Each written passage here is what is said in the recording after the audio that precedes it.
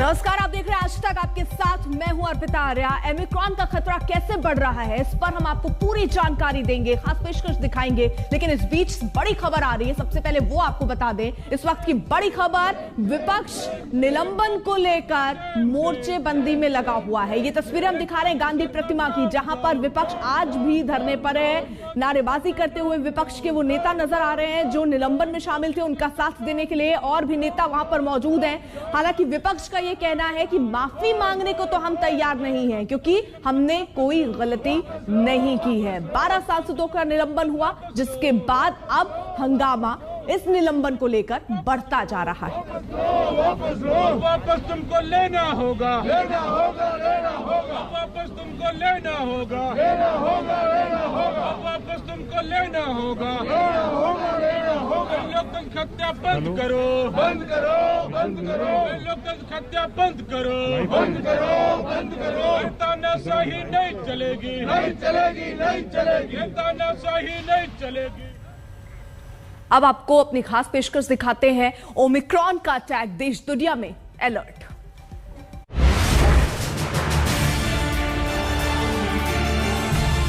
बहुत परेशान हो रही है अंदर, मतलब बेहद बहुत परेशान। तो पता लगा कि 6 घंटे का वेट है। It's a sudden shock. मेरा तो ठीक है, मैं यंग हूं, पर यहाँ पर बूढ़े लोग हैं। Advising that the booster program should now be extended to adults aged 18 to 39. Medicines, the best scientists, and we're learning more every single day. And we'll fight this variant with scientific and knowledgeable actions.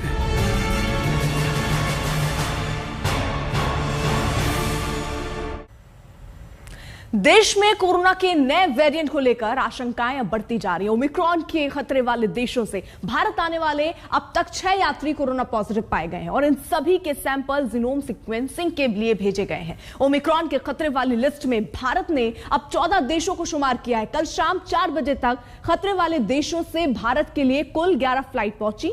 Lok Sabha में आज corona के Omicron variant और इसके खतरे को लेकर चर्चा होनी है। तो देखिए, केंद्र सरकार ने अंतर्राष्ट्रीय उड़ानों पर 15 दिसंबर तक रोक बढ़ाई है। तो नया वायरस, तो भारत में नया अलर्ट इसको लेकर किया गया है। एट रिस्क श्रेणी वाले देशों के यात्रियों का आरटीपीसीआर टेस्ट करवाना अनिवार्य होगा। साथ ही साथ रिपोर्ट आने तक एयरपोर्ट से बाहर नहीं आ सकते हैं वो यात्री जब तक उनका टेस्ट नहीं हो जाता है। टेस्ट नेगेटिव हुआ तो भी 7 दिन के लिए उनको होम क्वारंटीन होना होगा। जो भी ये सफर कर रहे हैं, जो यात्री भारत पहुंच रहे हैं, उन्हें टेस्ट अगर नेगेटिव हुआ तब भी 7 दिन होम क्वारंटीन रहना होगा। अब देखिए, उत्तर प्रदेश में ओमिक्रॉन के खतरे को देखते हुए नोएडा में 31 दिसंबर तक धारा 144 लगा दी गई है। ये प्रिकॉशन यानी ये पहले ही कदम उठाए जा रहे हैं। महाराष्ट्र में मुंबई एयरपोर्ट पर विदेश से आए यात्रियों का आरटीपीसीआर टेस्ट होना अब जरूरी कर दिया गया है। उनका आरटीपीसीआर टेस्ट होगा, उसके बाद उन्हें होम क्वारंटीन भी रहना होगा।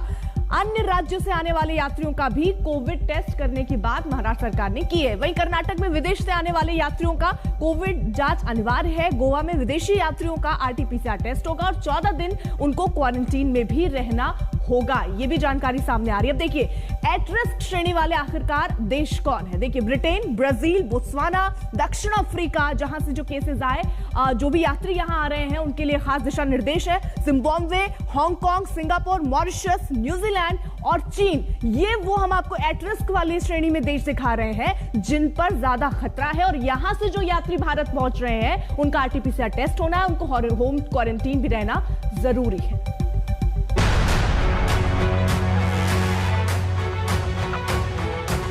लाइनें लगी हैं अंदर, बहुत लंबी लंबी सर, बच्चे रो रहे हैं, बहुत ट्रबल करना पड़ रहा है। करेंसी कोई लोग हैं वहाँ पर जो आपको गाइड कर रहे हो? नो, किसी को खुद ही नहीं पता कि क्या गाइड करेंगे वो लोग। यहाँ पर आते ही सरप्राइज था कि आपको तो पूरी फ्लाइट आरटीपीसीआर टेस्ट होगा। तो I was not prepared. It is difficult actually. I don't think I'll be thinking of traveling anytime soon with a small child. You know.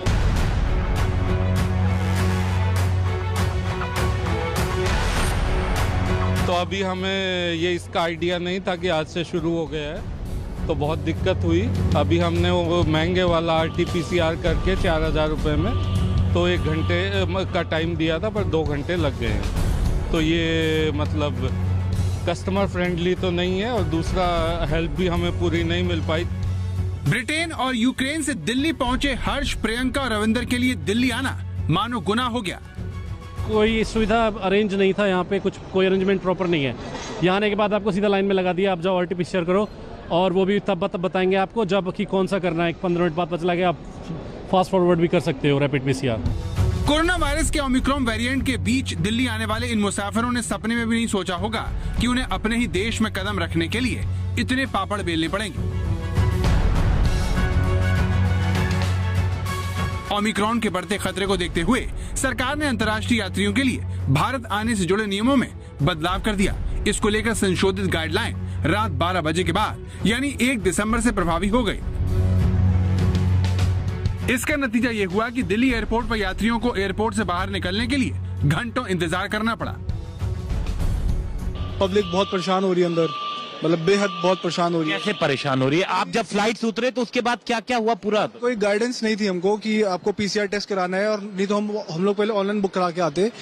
उसके बाद 2 टेस्ट हैं यहाँ पे, एक है नॉर्मल टेस्ट और एक है rapid fire. Normal taste like वो ले रहे हैं 8 घंटे, और जो रैपिड फायर है वो 1 घंटा बोल रहे हैं, बट 1 घंटे में किसी को रिपोर्ट दी नहीं। तो अंदर काफी लोग परेशान हो रहे हैं, जो बच्चों के साथ छोटे छोटे बच्चे वेट नहीं कर पा रहे, उनका खाने को कुछ नहीं है ना। कितना टाइम लगा आपको? हमको सर 4 घंटे लग गए आफ्टर पेइंग 4000। सिर्फ टेस्ट में लगा टाइम, टेस्टिंग में 2-2.5 घंटे टेस्टिंग में लगे हैं। हमारे पास सपोज हमारा कार्ड नहीं चल रहा, पैसे हमारे पास है नहीं, कहते भी 3900 रुपए एक का है। अब 6 घंटे पर बोल लेनी है तो उसका 500 रुपया है। इतना हैरान कर रहे हैं, कभी सर्वर डाउन हो गया, कभी वर्कर नहीं है, बड़ी मुश्किल हो रही है। नए नियम के मुताबिक दिल्ली पहुंचने पर मुसाफिरों को टेस्ट करवाना होगा। रिपोर्ट नेगेटिव आने पर ही उन्हें एयरपोर्ट से बाहर जाने दिया जाएगा, और फिर उन्हें 7 दिन तक होम क्वारंटाइन करना होगा। इसके बाद उन्हें एक बार फिर टेस्ट करवाना होगा, और रिपोर्ट नेगेटिव आने पर ही वो बाहर जा सकेंगे। वो सभी देश जो हाई रिस्क कैटेगरी में है, जिसमें अब यूनाइटेड किंगडम्स को भी शामिल किया गया है, वहां से अगर आप आते हैं तो आपको उतरते ही 2 टाइप के टेस्ट करवाने पड़ सकते हैं। एक टेस्ट है एंटीजन टेस्ट जो 500 रुपए में हो जाएगा, और दूसरा है RT-PCR टेस्ट जिसके लिए आपको 4000 रुपए देने पड़ेंगे। जब आप RT-PCR टेस्ट का इंतजार करेंगे तो उसका रिजल्ट 5 से 6 घंटे में आएगा। एंटीजन टेस्ट का रिजल्ट 1 से 1.5 घंटे में आ जाएगा। कई सारे लोग जो कई देशों से आए हैं, उन्होंने आज तक को ये बताया कि अंदर कतारें काफी लंबी हो चुकी हैं। जब आप RT-PCR टेस्ट कराते हैं तो एयरपोर्ट के अंदर ही कमरे बना दिए गए हैं जहां पे सोशली डिस्टेंस आपको किया जाएगा, और आपको वहां पे 5 से 6 घंटे इंतजार करना पड़ेगा। जब तक उसका रिजल्ट नहीं आता आप एयरपोर्ट छोड़ नहीं सकते हैं। भारत ने कई देशों को हाई रिस्क वाले देशों की कैटेगरी में रखा है, जहां पर ओमिक्रॉन वेरिएंट का वायरस दस्तक दे चुका है। भारत ने फिलहाल अफ्रीकी देशों की फ्लाइट पर बैन नहीं लगाया है, लेकिन एहतियात बरतते हुए ब्रिटेन समेत अन्य यूरोपीय देश, दक्षिण अफ्रीका, ब्राजील, बोत्सवाना, चीन, Mauritius, New Zealand, Zimbabwe, Singapore, Hong Kong और इजराइल को जोखिम वाले देशों की सूची में रखा है। इसीलिए जो भी इन देशों से दिल्ली लौट रहा है उसकी सख्त जांच की जा रही है। 11 बजे फ्लाइट थी उनकी, तो ऑलमोस्ट 12 बज गए हैं, तो मेरे को लगा कि अभी तक वो आ जाएंगी। तो अभी मेरे को पता लगा कि 6 घंटे का वेट है। It's a sudden shock. मेरा तो ठीक है, मैं यंग हूँ, पर यहाँ पर बूढ़े लोग हैं, उनको भी वेट करना पड़ेगा। सरकार की तरफ से इस सख्ती की एक बड़ी वजह पिछली गलती से सबक है, क्योंकि पिछली बार जब वुहान में कोरोना फैला था तब सरकार पर आरोप लगे थे कि उसने समय रहते विदेशी फ्लाइट बंद नहीं की थी। इस वजह से बाहर से कोरोना आता रहा और फैलता रहा। इसीलिए इस बार सरकार बाहर से आने वाले यात्रियों की पूरी जांच पड़ताल कर रही है।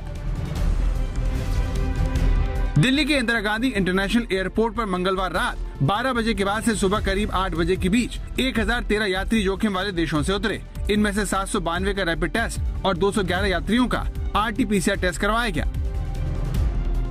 पहले भी हम लोग 5 से 7,000 सैंपल्स डेली के करते थे, जो कि बाद में 500 सैंपल्स तक रिड्यूस हो गया, क्योंकि जो वैक्सीनेटेड पीपल हैं उनको एग्जेम्प्ट किया गया इस टेस्टिंग से। बट अब क्योंकि नया वेरिएंट आया है, इसकी वजह से हम फिर से एक्सपेक्ट कर रहे हैं कि पीक आवर्स में रात में करीब 1000 से 1500 सैंपल्स का लोड एक्सपेक्टेड है।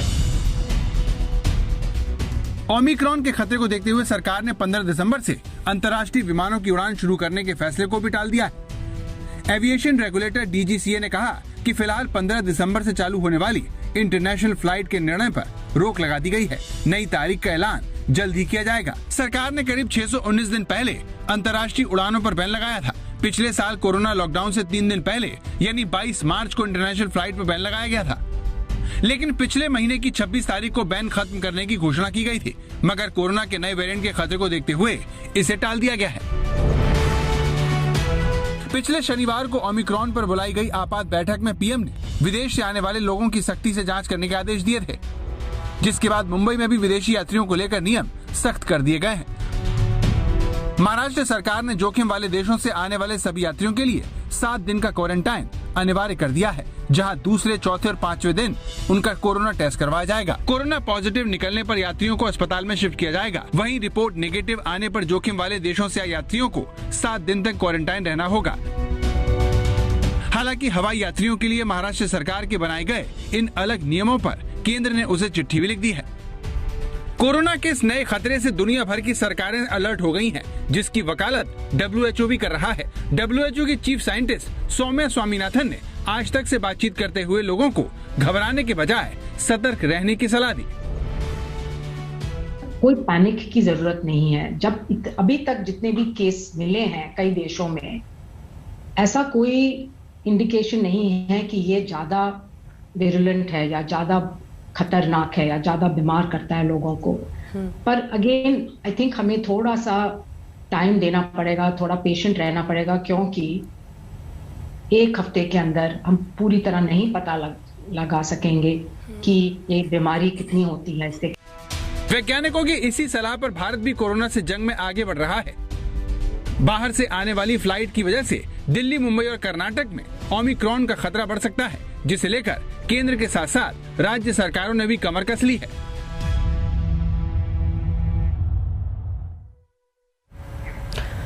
देखिए, कोरोना का नया वेरिएंट डरा तो रहा है, लेकिन सबसे बड़ा सवाल ये है कि क्या नया ये जो वायरस है वो वैक्सीन के सुरक्षा चक्र को भी भेद सकता है? क्या वैक्सीन की डबल डोज इस वायरस के आगे शक्तिहीन हो सकती है? अब WHO ने वैक्सीन के असर होने के अंदेश से इनकार किया है। ऐसा कोई अंदेशा WHO की तरफ से नहीं, लेकिन असली फिक्र बाकी है, जहां वैक्सीन लगनी अभी बाकी है। हम आपको जरा जल्दी से ये तस्वीर भी दिखाएं। दुनिया पर नया खतरा ओमिक्रॉन मंडराता हुआ, यह हम आपको वो देश दिखा रहे हैं जहां पर खतरा ओमिक्रॉन का दिखना शुरू हो गया है। सबसे ज्यादा अगर असर आप देखेंगे तो दक्षिण अफ्रीका में, जहां पर 77 केस ओमिक्रॉन वायरस के सामने आए हैं। उसके बाद अगर दूसरे नंबर पर आप नजर डालें तो बोत्सवाना, जहां पर 19, वहीं यूके में 14 और नीदरलैंड में भी 14। तो यानी ये किस तरीके से ये हम आपको दिखा रहे हैं कि अपनी चपेट में लेता जा रहा है ये वायरस। इसीलिए कहा जा रहा है कि भारत को पहले से अलर्ट रहने की जरूरत है। एक खास रिपोर्ट है, देखिए।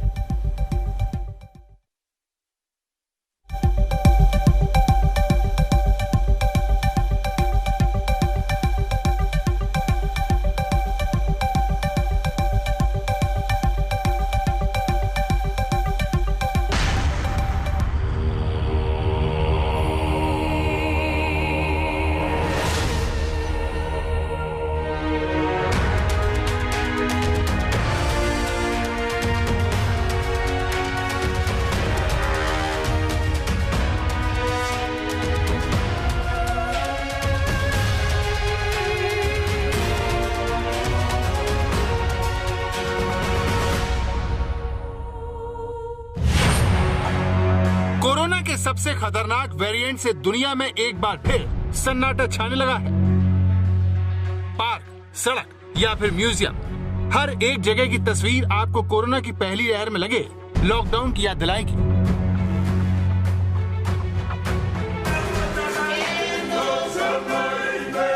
लेकिन दुनिया में एक ऐसी जगह भी है जहां खौफ की जगह सुहाना संगीत बज रहा है।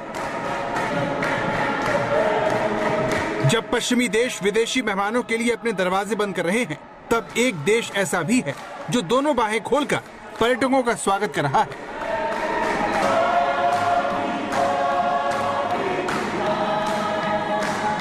फिजी में 20 महीने बाद जब पहली बार विदेशी उड़ानें पहुंची, तो बैंड बाजे के साथ पर्यटकों का स्वागत किया गया। फिजी पहुंचे पर्यटकों के लिए किसी सरप्राइज से कम नहीं था, क्योंकि दुनिया के हालात फिजी से बिल्कुल अलग हैं। कोविड का अनाउंस हुआ है, जब से बिजनेस डाउन से डाउन होता जा रहा है और बिजनेस में कोई इम्प्रूवमेंट नहीं है, कस्टमर स्केर्ड हैं, बहुत सी प्रॉब्लम है, हम यहाँ सफ़र नहीं कर पा रहे। अभी रामापोसा ने न्यू वायरस है, न्यू वेरिएंट का अनाउंस किया है, उससे मज़ीद बिजनेस डाउन हो गया है और यहाँ हम सर्वाइव नहीं कर पा रहे हैं। अब हम ये सोच रहे हैं अब हमें क्या करना है, किस तरीके से हम अपनी फैमिली को सर्वाइव करेंगे। लॉट ऑफ प्रॉब्लम्स हैं यहाँ पर। अब आपके सामने उस दक्षिण अफ्रीका की तस्वीरें हैं जिसने दुनिया को ओमिक्रॉन वेरिएंट से आगाह करके एक जिम्मेदार देश की मिसाल पेश की। आज तक की टीम ने जब दक्षिण अफ्रीका के जोहानिसबर्ग के एयरपोर्ट की तस्वीरें ली तो हमें यहाँ पर भी सन्नाटा ही मिला। इक्का दुक्का लोग एयरपोर्ट पर देखने को मिले। जोहानिसबर्ग के बाजारों का भी कुछ अलग हाल नहीं है।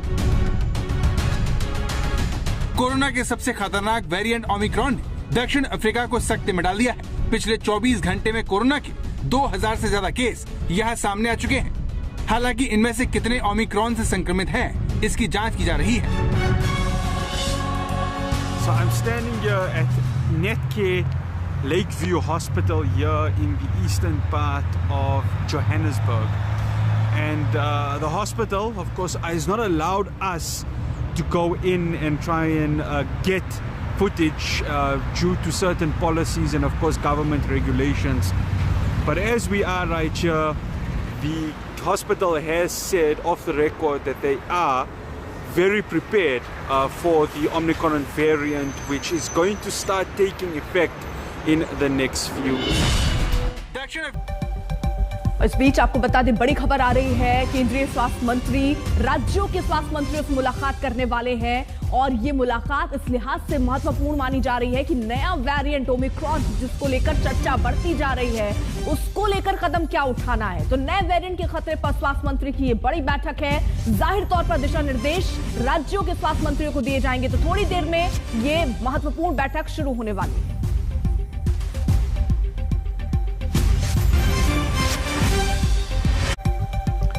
फिलहाल रुक रहे एक छोटे से ब्रेक के लिए। आप देखते रहिए आज तक।